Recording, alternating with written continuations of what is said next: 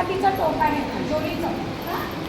ही दोरी आता मी त्यांना एक शब्द दिलाय पृथ्वी, आता ते शब्द मीच देते.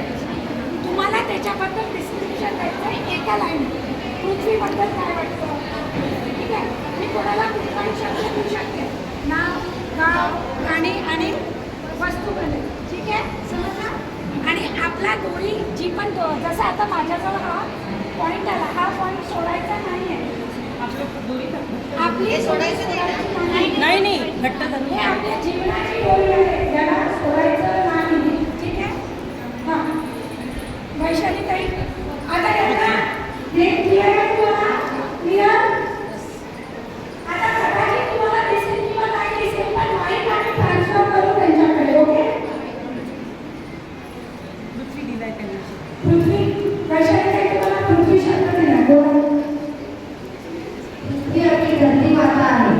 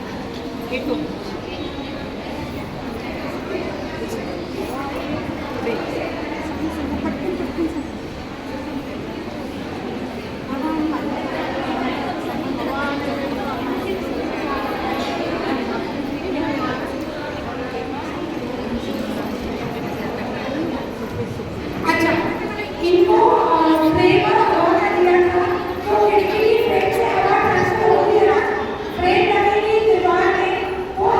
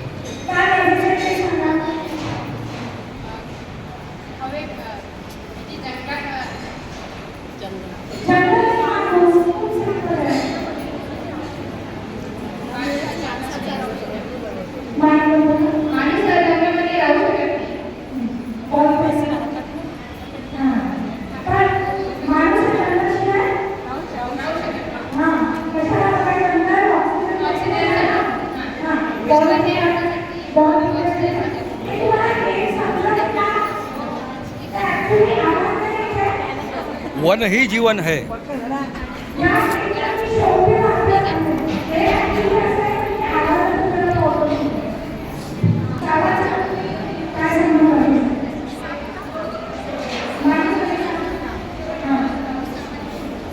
माणूस आणि सापाचा अर्थ एकदा सांगायला सांगितलंय.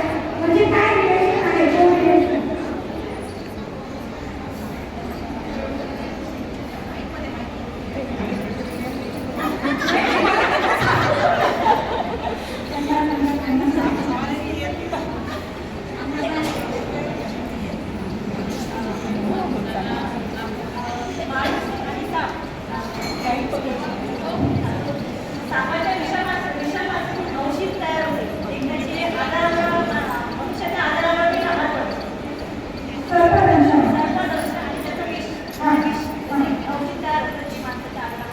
आणि सर्प शेतामध्ये असणं फार गरजेचं आहे. कारण ते उंदीर खाते. मग आपल्याला शेताचं पीक आहे ते जरा जपून काढायचं.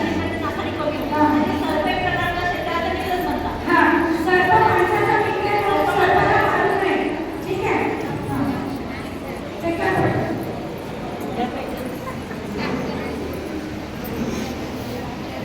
मग सर्प आणि पाणी याचा काही संबंध सांगा. पाणी शब्द आहे हां, साप वगैरे पाण्यात पण वास्तव्य असतं.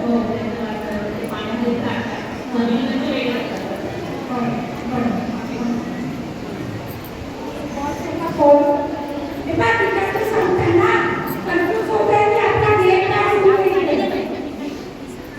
काय शेवटी झालं? पाणी आणि खाण्याचा संबंध आहे.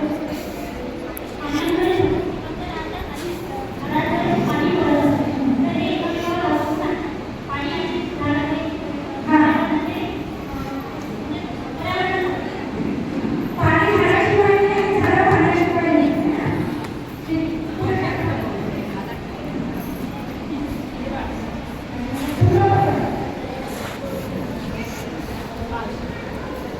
आता तुम्ही काय आहे झाडाला काय समजतं? झाड म्हणजे छोटे छोटे.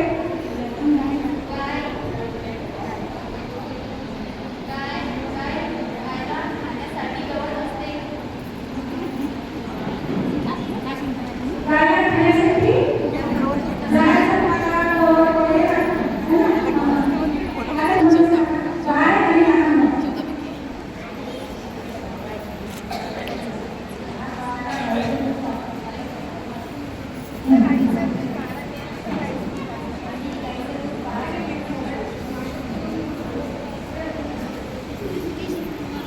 बाळ आणि चांदी. तुम्हाला सांगितली आहे चांदी. लहान बाळ आणि चांदी. लहान बाळ आणि चांदी याचा संबंध सांगा. हां?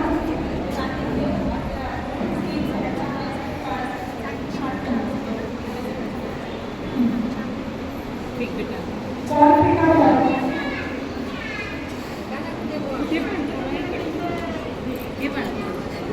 चांदी आणि माउंटेनचा संबंध सांगते. हां, माउंटेनचा पहाड काय संबंध सांगते.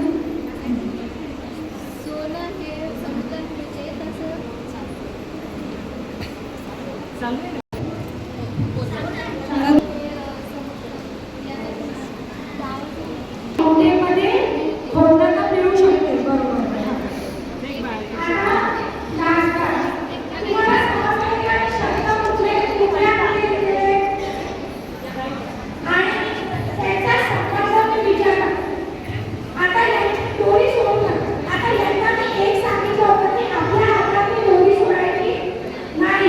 शब्द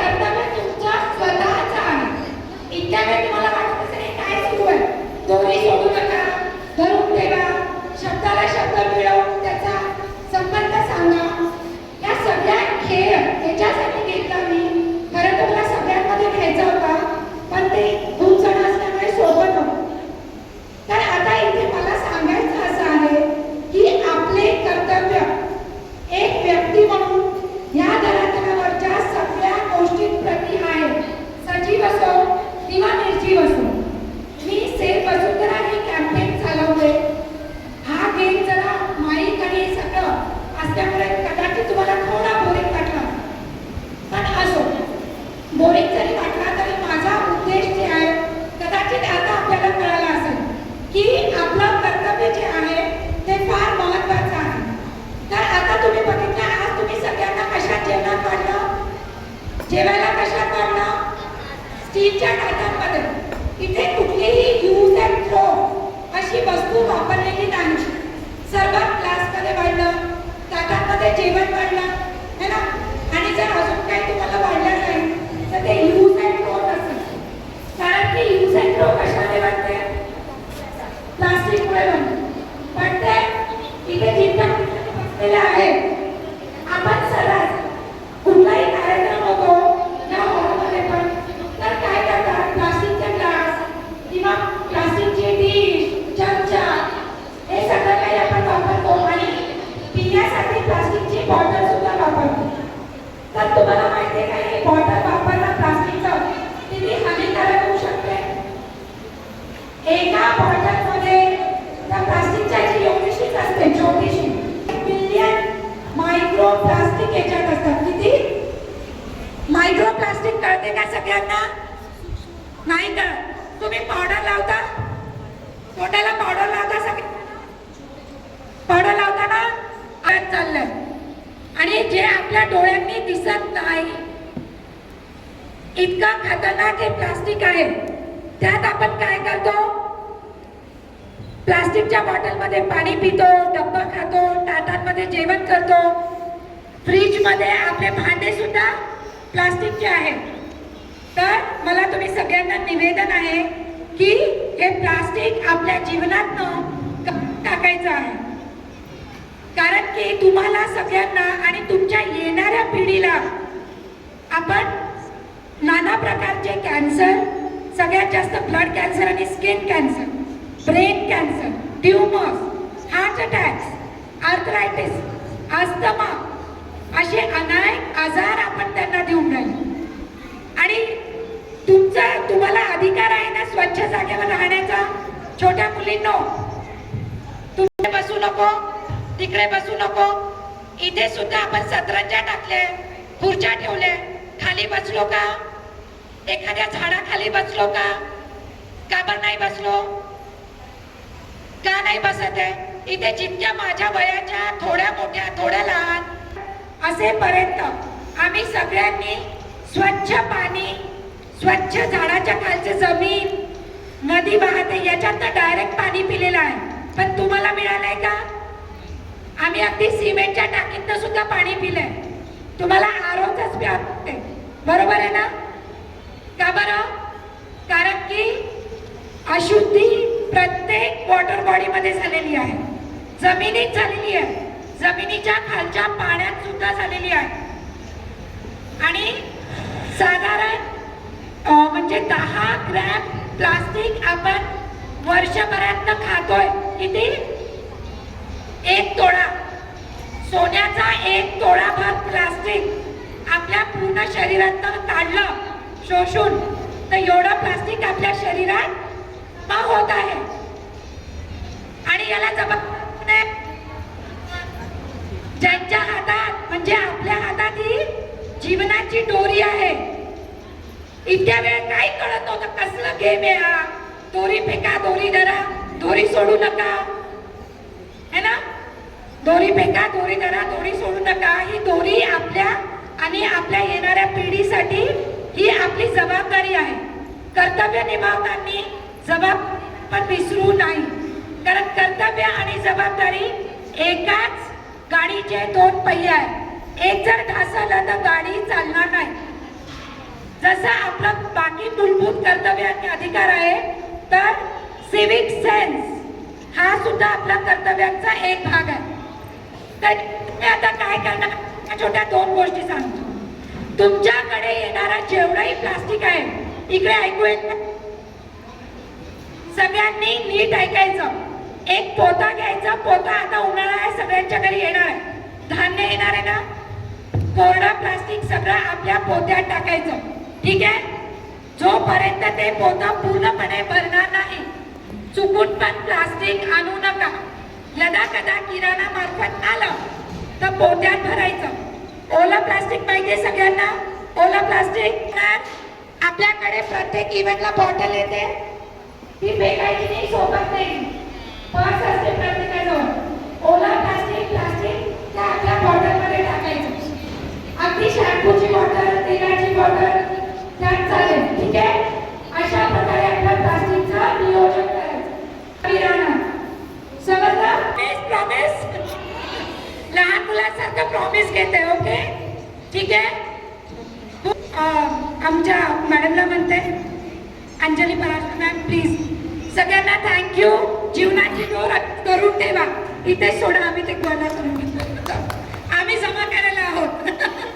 प्लास्टिक डिकंपोज व्हायला 5,000 वर्ष लागत असतात. त्यासाठी प्लास्टिकचा उपयोग टाळावा, प्लास्टिकला आपल्या जीवनातून हद्दपार करावं, हा संदेश देणारा जो स्वानंदी जागतिक महिला दिनानिमित्त आत्ता जो एक खेळ झाला त्याच्यामध्ये दर्शनात आलं. आदिवासींची सुद्धा एक नारा आहे, आदिवासींचा नारा आहे, अमू अक्का एक आहे. अमू एक्का एक आहे म्हणजे all the living things and non living things are alike. आणि हाच जो संदेश आहे, तर पर्यावरण वाचवासाठी आपल्याला आदिवासीकडेच जावं लागेल. आणि आदिवासीची जीवनपद्धती आहे, आदिवासीची जो जीवनमूल्य आहे आणि जे त्यांचा जीवन दृष्टिकोन आहे त्याचा अंगीकार करावा लागणार आहे. कारण सर्व धर्म जे आहेत ते मानवकेंद्रीय आहे, पण आदिवासीचं जे शहाणपण आहे किंवा आदिवासीची जी जीवनपद्धती आहे ती नेचर सेंट्रिक म्हणजेच निसर्ग केंद्रीय आहे. आणि म्हणून निसर्गाचं संवर्धन आणि संरक्षण आदिवासीच करू शकतात. हा मोलाचा संदेश शीतल सोनवणे मॅडमने त्याच्या खेळातून दिला. यांनी अतिशय सुंदर अशी कविता केलेली आहे. काय प्लॅस्टिकची वापरायची नाही. काय तीच अस्तित्व